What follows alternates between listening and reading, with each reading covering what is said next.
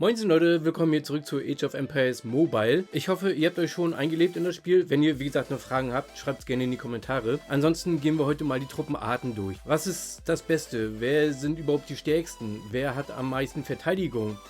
Nimmst du Kavallerie, Pikiniere, Schwertkämpfer oder Bogenschützen? Das gehen wir hier in diesem Video durch. Und wir gehen zum Anfang erstmal auf die Kasernen. Und zwar gehen wir mal jetzt beliebig auf Trainieren. Und wir sehen hier, ich habe die T3 Truppen freigeschaltet. Wo kannst du diese Truppenarten oder hier diese Stufen freischalten? Die kannst du bei der Technologie freischalten. Und zwar hat jede Stufe hat einen besonderen Namen. Zum Beispiel hier sind es die Veteranen Schwertkämpfer oder fortgeschrittene Schwertkämpfer.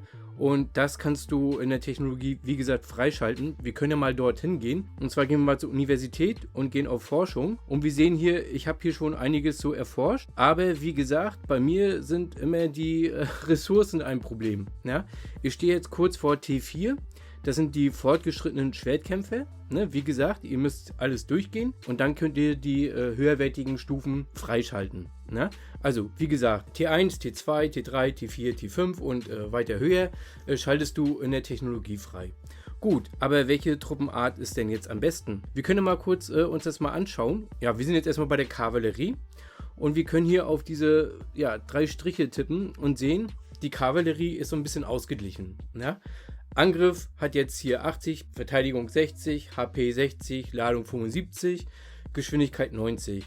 Auf der dritten Stufe. Ja, das variiert immer. Ne? Auf der ersten Stufe ist es etwas niedriger, auf der zweiten etwas höher und auf der dritten ist es natürlich höher als bei der zweiten Stufe und dann immer so weiter. Aber anhand dieser Basiswerte oder dieser Werte können wir sehen, welche Truppenart halt so ein bisschen am stärksten ist. Wir sind hier bei der Kavallerie. Wie gesagt, wir nehmen zum Vergleich die T3-Truppen. Wir gehen jetzt mal rüber zu den Bogenschützen. Das ist jetzt so mein Favorit. Und die Bogenschützen haben einen hohen Angriff. Ja?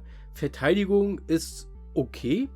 Die Lebenspunkte mit 60 ist auch okay. Die Ladung ist auch okay. Und dann können wir uns ja mal die Schwertkämpfer angucken. Die haben natürlich einen guten Angriff von 60, Verteidigung von 80, Lebenspunkte von 60 und Geschwindigkeit von 75. Dann gehen wir mal zu den Pikinieren.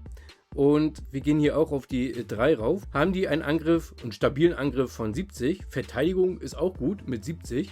Lebenspunkte auch mit 60 und die Geschwindigkeit ist 75. Na? Nun gehe ich aber folgendermaßen vor. Ich habe mich für die Bogenschützen entschieden. Und zwar, weil, wir gehen mal hier kurz rauf auf den Exerzierplatz, Truppen bearbeiten. Meine Formation 1 besteht aus Yi Sun-Shin und Josephine. Beide sind Bogenschützen und beide haben ein gutes Level von über 40. Den dritten Slot habe ich noch nicht freigeschalten, weil, wie gesagt, die Ressourcen. Ich muss Ressourcen sammeln.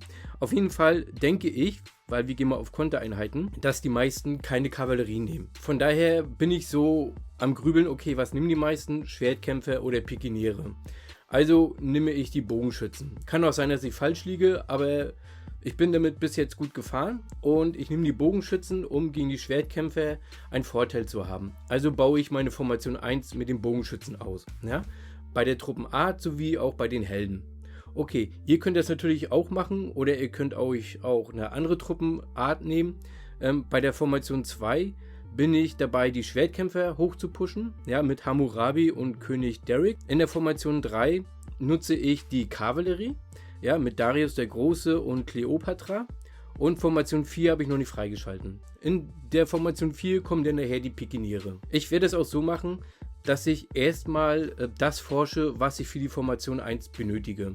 Wenn ich jetzt alle Formationen durcheinander auflevel, dann fehlt mir für die Formation 1 nachher wieder Stuff, also Items zum Aufleveln der Helden oder Beschleuniger, um die Truppenart auszubilden. Von daher, muss man immer gucken, okay, wie viele Ressourcen habe ich, was kann ich ausgeben und ja, wie fahre ich am besten, um meine Formation 1 top aufzustellen. Und wie gesagt, ich habe jetzt hier auch schon einen Truppenboni von 40%. Der ist exzellent, ja, das können wir hier gucken. Das sind wir auch in einem Video durchgegangen. Und wenn der dritte Slot freigeschalten ist, dann steigt natürlich dieser Wert nochmal. Also, wie gesagt, die Bogenschützen sind eine solide Truppeneinheit. Ja? Schwertkämpfer sehr robust, haben einen guten Angriff. Genau wie bei den Pikinieren. Die Kavallerie hält sich so in Waage.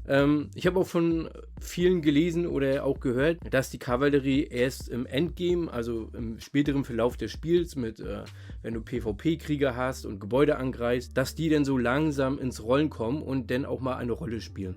Ihr könnt mal in die Kommentare schreiben, wie eure Formation 1 aussieht. Wie gesagt, wenn ihr was habt, schreibt es gerne in die Kommentare. Ansonsten fröhliches Age of Empires Mobile.